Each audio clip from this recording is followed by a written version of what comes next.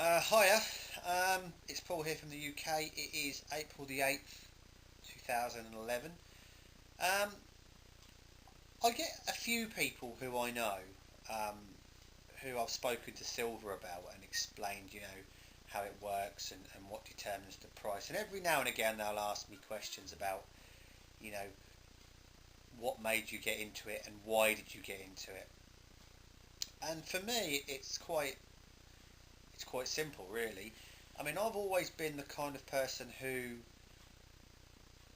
well, should I say, I've always been the kind of person that has been wanting to make money, and unfortunately, every single idea that I've had has never worked. And you could go to as far as to say, well, I've always been a trier, um, but I've never actually achieved nothing apart from the usual stuff that most people can achieve, like cars and houses and everything. But as far as financial kind of success goes, I'm still yet to get the scar.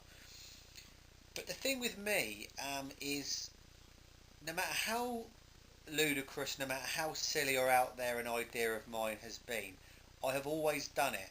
I've always thought to myself, as long as it's financially and realistically doable, I always done it. And like I say, it's never worked. And so I've been able to have drawn a line in the sand and moved on to the next thing.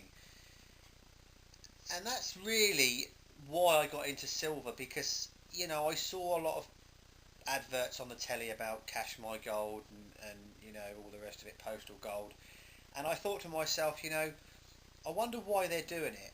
And obviously then I had no inkling, I had no idea what silver. I mean, I knew what silver was, but I never really had much knowledge of how it worked, and that you could invest in it. I mean, obviously I'd heard of gold, but obviously not of silver. So once I'd start doing my research and looking on YouTube and Google, I come across some articles like how the silver market is very small and how they're manipulating it by JP Morgan, and it just, the more videos and the more information that I come across, it made sense.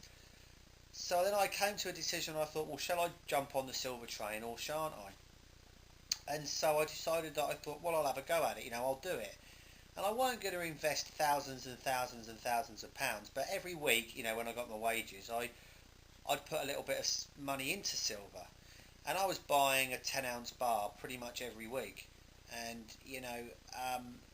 silver coins and everything, and so I decided that I was going to go for it. And I think I mean, I'm not a financial advisor. I'm not going to say that you should go and invest all your money into silver. Take it down to your local coin dealer and convert it all into coinage. But I think what I'm trying to say is, if you are that person that's trying, you're thinking about it. You're on the edge of the diving board looking in, and you're thinking, I don't know what to do. Shall I or shan't I? My advice is to just do it. And I'm not, like I said, don't put all your money in, because obviously, it's obviously, you're unsure, but just put enough in. Enough in that if silver does go to, astronomical heights, that's what some people are predicting, like 500, 1,000. But put enough in that, if that does happen, it would create a nice little nest egg for the future. Because if you don't do it, and silver does go to these heights, you're going to regret it for a long time. I mean, okay, let's just say, for example, the silver market does crash. I mean, I don't think it. I mean, I don't think it will. I don't. I'm pretty sure that it wouldn't, because of obviously the demand and the usage for it. But let's just say, something negative happened and you lost, say, £200 or £300. No one wants to lose that kind of money, but £200 or £300, £400, you'd get over it. You'd be pig sick, but you'd get over it relatively quickly. But if you didn't put that £300 or £400 in, and you could have potentially have made 15, 20, 25,000 pounds, that's obviously if silver does go to heights. You're gonna kick yourself in the head for a very long time.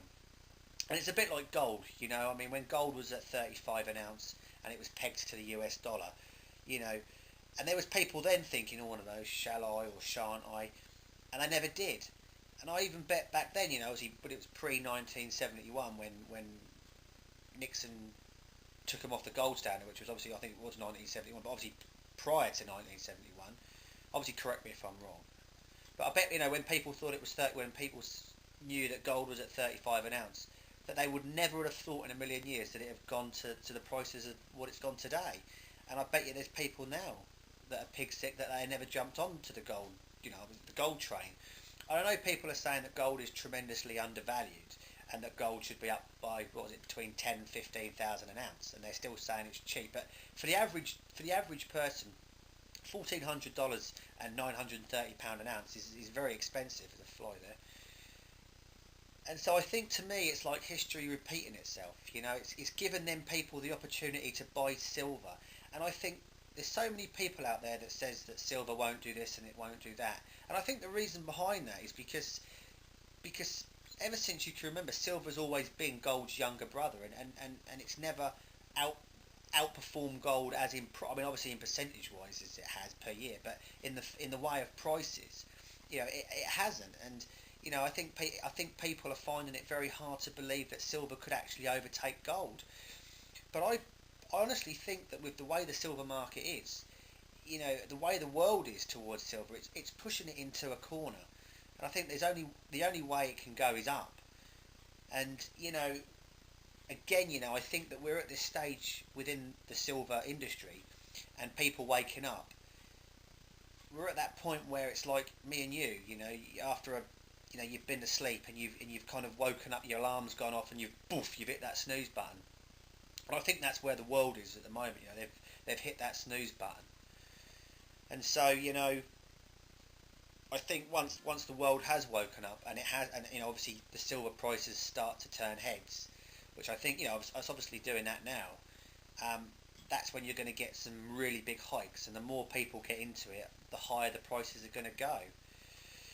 So to summarise this video and to round it off, like I said, my advice to anybody, whether you're sort of teetering on the edge or if it's a business idea, as long as it's financially doable and realistically doable, then do it. Because it's better to know that you've failed than to always keep sort of living a dream and thinking, cool, what if and could I? And the thing with living a dream, it never becomes reality, really. I mean, obviously, yeah, it can become reality, but, if you're thinking it, if you're always thinking, could it have worked, it's never a reality. And unfortunately, if the silver market does pick up tremendously and goes high, that will become a reality. And every time you look at the silver prices, and especially if you didn't do it, you're always going to be constantly reminded of what you should have done and what you've missed out on.